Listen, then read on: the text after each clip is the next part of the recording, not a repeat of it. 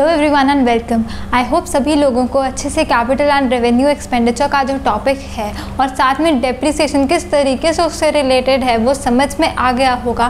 और आज हम लोग देखने वाले हैं कुछ कंसिडरेशंस जो कि हमें डिसाइड करने में हेल्प कर सकती है कि क्या कोई एक्सपेंडिचर कैपिटल एक्सपेंडिचर है और क्या वो रेवेन्यू एक्सपेंडिचर है। ये कोई हार्ड एंड फास्ट रूल्स नहीं है, ये सिर्फ गाइडलाइंस है, पर क्योंकि ये दी हुई है तो हम बस ये टॉपिक कवर करेंगे।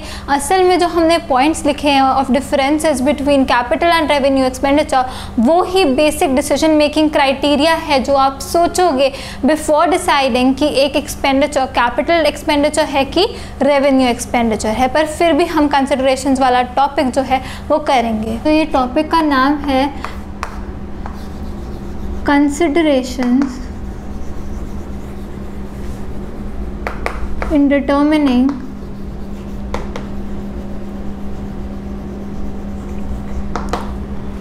whether an expenditure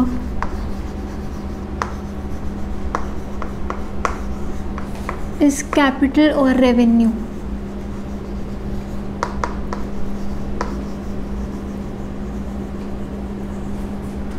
कि क्या वो गाइडलाइंस हैं जिनको देखकर हम बता सकते हैं कि कोई एक्सपेंडिचर जो हुआ, कोई खर्चा हमने किया, कि क्या वो कैपिटल एक्सपेंडिचर था, मतलब कि वो कैपिटलाइज होना और उससे एसेट की वैल्यू इंक्रीज होनी है, या फिर वो क्या था रेवेन्यू एक्सपेंडिचर था, वो एक नॉर्मल खर्चा था जो कि trading profit and loss account में जाना है। तो इसमें फर्स्ट चीज़ जो है वो है नेचर ऑफ बिजनेस।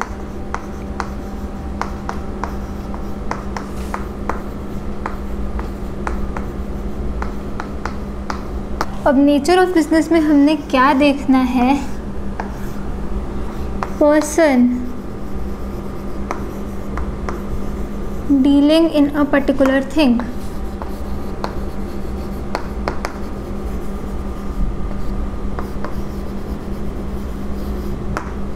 और यहाँ पे लिखेंगे अदर्स। तो बंदा उसी चीज़ में डील कर रहा है, जैसे कि जो बिल्डर्स एंड डेवलपर्स हैं वो बिल्डिंग में डील कर रहे हैं, तो उनके लिए वो बिल्डिंग खरीदना क्या है, वो नॉर्मल रेवेन्यू एक्सपेंडिचर है।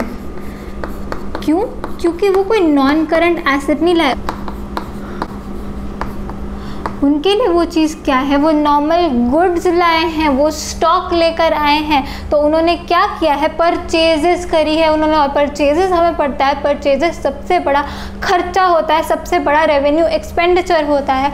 तो पर्सन जिस चीज़ में डील कर रहा है वो वही चीज़ लेकर आ गया, तो वो क्या किया, उसने रेवेन्यू एक्सपेंडिचर किया। लेकिन बाकी लोगों ने उस चीज़ से क्या किया, कोई और बंदा बिल्डिंग खरीद रहा है तो वो क्या कर रहा है, वो फिक्स्ड एसेट लेके आ रहा है। यहाँ पे ये क्या कर रहा था, ये गुड्स लेके आया था, ये स्टॉक लेके आया था, परचेजेस बढ़ाई थी इसने, खर्चा बढ़ाया था इसने अपना।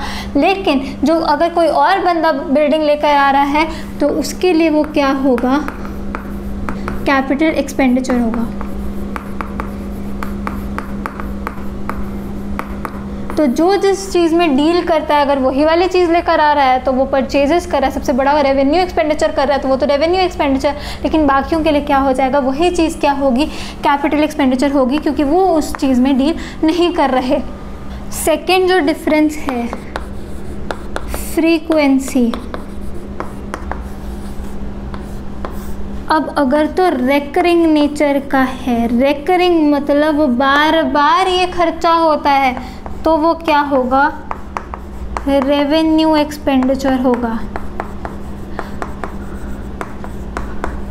बार बार आप अपनी मशीनरी की रिपेयर करवा रहे हो, मेंटेनेंस करवा रहे हो, क्यों करवा रहे हो, उसको मेंटेन करने के लिए, ताकि वो बिल्डिंग सही से काम कर सके। वो इंक्रीज नहीं हो रही है आपकी प्रोडक्टिव कैपेसिटी, लेकिन मेंटेन करवा रहे हो, इसलिए वो क्या, रेकरिंग नेचर का जनरली जो होता है वो क्या होगा, रेवेन्यू एक्सपेंडिचर होता है। और अगर वो एक्सपेंडिचर जो है वो नॉन रेकरिंग है, मतलब कभी ही होता है, रेयरली हम वो एक्सपेंडिचर करते हैं, तो वो क्या होगा, वो कैपिटल एक्सपेंडिचर होगा। ऐसे हम लोग थर्ड पॉइंट में चलेंगे जो कि है purpose.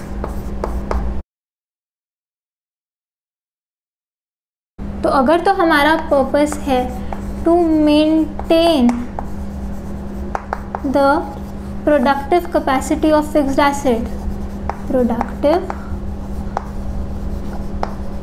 Capacity of fixed asset, तो वो क्या है, तो वो रेवेन्यू एक्सपेंडिचर है। हमने सिर्फ क्या किया, उसकी प्रोडक्टिव कैपेसिटी को मेंटेन करने के लिए वो खर्चा किया था, तो वो खर्चा क्या है, वो रेवेन्यू एक्सपेंडिचर है। लेकिन अगर हमने खर्चा इसलिए किया था to increase the productive capacity of fixed asset, to increase the productive capacity of fixed asset, तो वो क्या है, कैपिटल एक्सपेंडिचर है।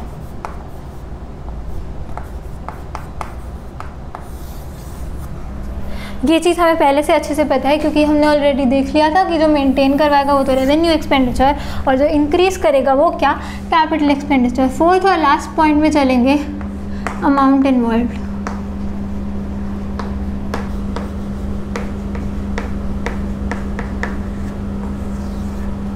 अगर तो स्मॉल अमाउंट इन्वॉल्व है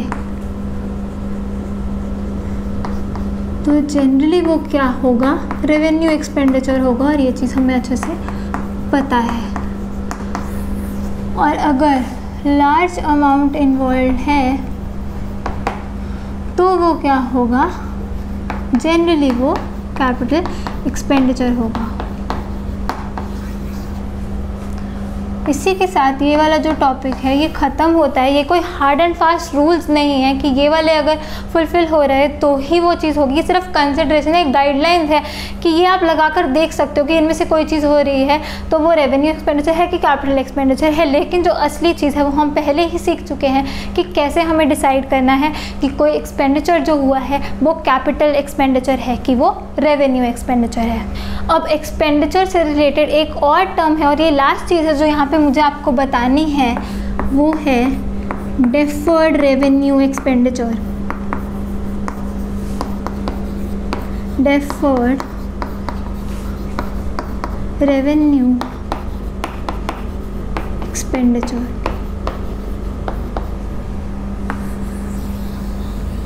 और पहले वर्ड देखो क्या है, deferred revenue expenditure. Revenue expenditure पता है हमें क्या होता है, वो खर्चा जो हमने किया अपनी रूटीन एक्टिविटीज़ को चलाने के लिए या फिर मेंटेन करने के लिए अपनी अर्निंग कैपेसिटी, उसको क्या बोल देते हैं, रेवेन्यू एक्सपेंडिचर। अब एक और वर्ड लगा दिया इसके आगे, क्या बोला हमने, डेफर्ड रेवेन्यू एक्सपेंडिचर। डेफर करने का मतलब क्या होता है, पोस्टपोन करना। तो डेफर करने का मतलब क्या हो गया, पोस्टपोन करना या डिले करना किसी चीज़ में, उसको हम क्या बोलते हैं, डेफर्ड रेवेन्यू एक्सपेंडिचर बोलते हैं। अब ये डेफर्ड रेवेन्यू एक्सपेंडिचर बताने के लिए मैं सबसे पहले तो आपको एक एग्जांपल बताऊंगी। तो 1970s में देखो क्या हुआ था, जो कोका कोला कंपनी थी उसको जो ऑपरेशंस थे इंडिया में वो बंद करने पड़ गए थे। क्यों, क्योंकि इंडिया ने बैन कर दिया था कि कोई भी फॉरेन कंपनीज अपने ऑपरेशंस यहाँ पर नहीं करेगी इंडिया में। तो उसके बाद क्या हुआ था, 1991 में जब फिर से इंडिया में काम करने की इजाज़त दे दी गई थी तो क्या हुआ था, पेप्सी जो नाम है उसने क्या किया था, एक्सपेंडिचर किया था बहुत ही भारी एडवर्टीजमेंट के ऊपर। उसने क्या किया था तब कि हर न्यूज़पेपर में अपने बहुत बड़ी ऐड दे दी थी जहाँ पे पेप्सी की पूरी फ़ोटो बनी हुई थी और उसमें क्या लिखा था कि हर एक बंदा जो ये न्यूज़पेपर का लास्ट पेज जो था जहाँ पे वो एडवर्टीजमेंट थी पेप्सी की, उसको लेकर जाएगा, उसको क्या मिलेगा, फ्री की पेप्सी दी जाएगी। तो पेप्सी ने बहुत ज़्यादा खर्चा किया, ये एक्सपेंडिचर जो उसने कर दिया एडवर्टीजमेंट में अपनी सेल्स प्रमोशन में, ये जो खर्चा उसने किया, हर एक को फ्री पेप्सी दी उसने। जो भी न्यूज़पेपर लेके गया वो लास्ट पेज लेकर गया जिसमें पेप्सी की ऐड थी, हर एक को फ्री की पेप्सी उसने दी। तो उस टाइम उसको बहुत ज़्यादा खर्चा हुआ था ये सेल्स प्रमोशन में और बहुत ज़्यादा उसकी जो पेप्सी है वो बिकी भी थी बहुत ज़्यादा। तो ये जो खर्चा था इसका जो बेनिफिट उसने डिराइव किया, क्या वो उसी पीरियड में डिराइव कर लिया होगा, नहीं, अभी तो उसने खर्चा किया इतना ज़्यादा, आगे जाके पता नहीं लोग पेप्सी लेते हैं कि नहीं लेते और कितने लेते हैं हमें कुछ नहीं पता। तो ये एडवर्टाइजमेंट का जो खर्चा हुआ, इसके जो बेनिफिट्स आने थे वो क्या हो गए, बहुत सारे ईयर्स में स्प्रेड हो गए, एक अकाउंटिंग पीरियड, एक अकाउंटिंग ईयर से ज़्यादा में जो है स्प्रेड हो गए, तो इतना भारी खर्चा अब था तो क्या ये नॉर्मल रेवेन्यू एक्सपेंडिचर था? अपनी एडवर्टाइजमेंट करने के लिए, अपनी सेल्स प्रमोशन करने के लिए आपने क्या किया? एक नॉर्मल खर्चा किया था। कोई भी एसेट आप एक्वायर नहीं कर रहे थे, कोई भी एसेट की प्रोडक्टिव कैपेसिटी आप इंक्रीज नहीं कर रहे थे, तो ये कैपिटल एक्सपेंडिचर नहीं था, ये रेवेन्यू एक्सपेंडिचर ही था normal day to day operations के लिए। आपने एक सेलिंग एक्सपेंडिचर किया, अपना मार्केटिंग एक्सपेंस किया, तो ये जो था ये नॉर्मल रेवेन्यू एक्सपेंडिचर था। लेकिन अब इसमें अमाउंट इतनी बड़ी इन्वॉल्व हो गई और इसके जो फ्यूचर इकोनॉमिक बेनिफिट्स थे क्या उसी पीरियड में रियलाइज़ कर लोगे? बिल्कुल भी नहीं कर पाओगे, ये आगे के पीरियड्स में आपको इसके बेनिफिट्स मिलेंगे। तो इस एडवर्टाइजमेंट एक्सपेंडिचर को हम क्या बोलते हैं? डेफर्ड रेवेन्यू एक्सपेंडिचर बोलते हैं कि कुछ तो बेनिफिट इसी पीरियड में आएगा लेकिन बाकी के जो बेनिफिट होंगे वो over a number of years spread होंगे।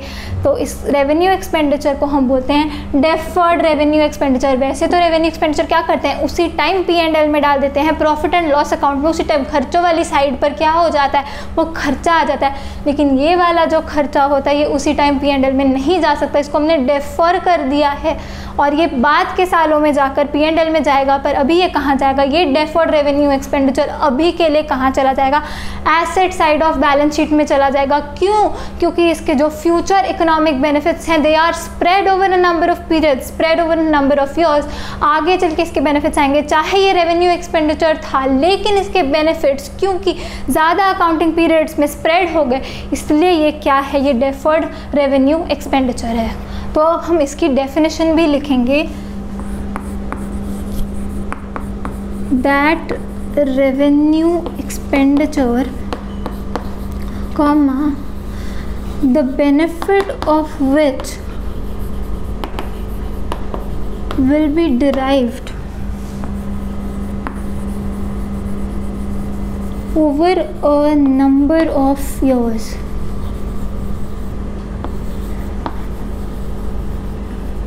उस खर्चे को हम क्या बोल देते हैं? उसको हम बोलते हैं डेफर्ड रेवेन्यू एक्सपेंडिचर। यहाँ पे आपको चाहे ताकि याद रह पाए मैं यहाँ पे लिख भी दूँ कि पेप्सी ने ऐसा किया था कि एडवर्टाइजमेंट में, सेल्स प्रमोशन में इतने ज़्यादा पैसे लगा दिए थे, हर एक को फ्री पेप्सी दी थी। किस लिए? ताकि आगे चल के उसके जो प्रोडक्ट्स हैं वो अच्छे से उसके बिक पाएँ। तो यहाँ पे डेफर्ड रेवेन्यू एक्सपेंडिचर की हमने डेफिनेशन देख ली। अब इस डेफर्ड रेवेन्यू एक्सपेंडिचर में होता क्या है, अमाउंट जो होती है इतनी ज़्यादा ह्यूज होती है, कितना ज़्यादा उस टाइम पेप्सी को पैसे लगे होंगे ये सब करने में। तो अगर हम इसको क्या करेंगे, अभी ही खर्चा डाल देंगे तो खर्चा बढ़ा दिया, बहुत ही ज़्यादा बढ़ा दिया, तो प्रॉफिट क्या कर दिया, बहुत ही ज़्यादा कम कर दिया, लॉस ही दिखाओगे आप, तो वो क्या होता है, वो सही नहीं होता। तो ये वाला खर्चा जो है, जिसके जैसे जैसे इसके बेनिफिट्स आएंगे वैसे वैसे उतना उतना खर्चा हम क्या करेंगे, P&L account, profit and loss account में डालते जाएंगे। तो उसको हम क्या बोलते हैं, डेफर्ड रेवेन्यू एक्सपेंडिचर बोलते हैं। अब एग्जाम्पल में लिख लेते हैं यहाँ,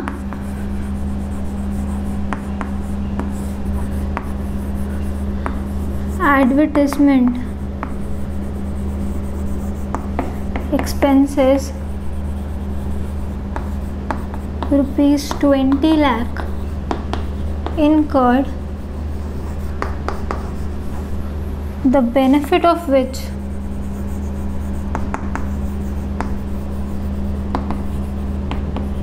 will be realized